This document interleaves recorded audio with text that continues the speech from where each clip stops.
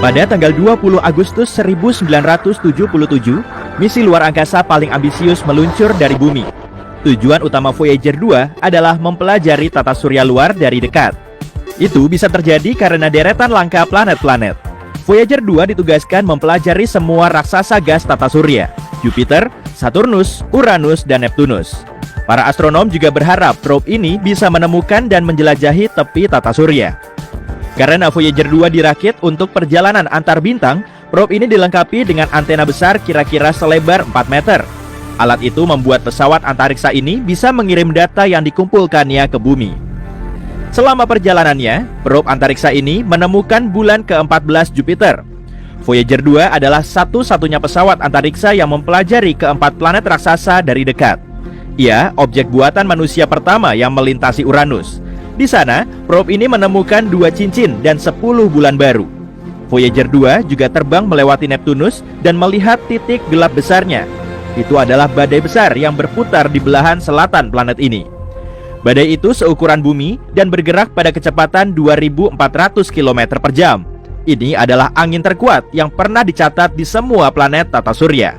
Dalam sejarah penjelajahan antariksa, hanya 5 pesawat antariksa yang berhasil meninggalkan tarikan gravitasi tata surya, yakni Pioneer 10 dan 11, Voyager 1 dan 2, dan New Horizons. Kita meluncurkan ribuan objek ke ruang angkasa. Objek-objek ini dengan mudah mengalahkan gravitasi bumi. Tapi, matahari sekitar 300.000 kali lebih besar dari bumi. Itu sebabnya tarikan gravitasinya jauh lebih sulit dilawan. Lebih hebatnya lagi, Voyager 2 adalah objek buatan manusia kedua dalam sejarah yang mencapai ruang angkasa di antara bintang setelah melewati heliosfer. Heliosfer adalah gelembung medan magnet dan partikel yang dihasilkan oleh matahari dan melindungi tata surya.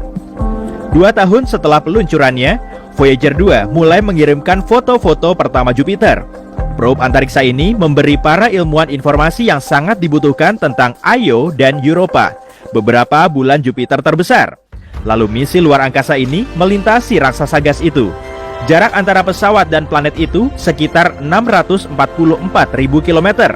Saat itulah probe itu melihat beberapa perubahan bentuk dan warna bintik merah raksasa. Ini adalah sistem badai permanen raksasa, seperti hurikan di bumi, tapi jauh lebih besar. 2 tahun kemudian, Voyager 2 tiba di Saturnus. Probe ini menemukan jari-jari dan belitan di beberapa cincin planet ini. Saat terbang ke belakang dan ke atas raksasa gas ini, pesawat antariksa ini melewati bidang cincin Saturnus. Pada saat itu, kecepatan Voyager sekitar 13 km per detik. Selama beberapa menit, probe itu dihantam ribuan butiran debu berukuran kecil. Ini terus menggeser arah probe, dan jet kontrolnya harus menembak beberapa kali untuk menstabilkan kendaraan. Setelah menjelajahi Uranus dan Neptunus, Voyager 2 keluar dari tata surya. Alat-alatnya diatur dalam daya rendah untuk menghemat daya. Pada bulan Agustus 2007, pesawat antariksa ini melewati termination shock. Ini adalah batasan yang menandai batas luar pengaruh matahari. Di sini, angin surya melambat. Pada musim panas 2013, Voyager 2 mencapai medium antar bintang. Kalau kita membahas soal mengirim dan menerima sinyal di ruang angkasa, ada 3 faktor yang harus kamu ingat: jarak, daya, dan waktu. Semakin jauh pesawat antariksa, semakin jauh sinyal harus merambat sebelum mencapainya. Dan semakin lama sinyal mengejar pesawat antariksa, dan saat datang, sinyal itu sangat lemah. Masalah lainnya adalah, begitu meluncur, pesawat antariksa ini tidak bisa ditingkatkan kualitasnya. Pesawat itu memakai teknologi yang terpasang di sana.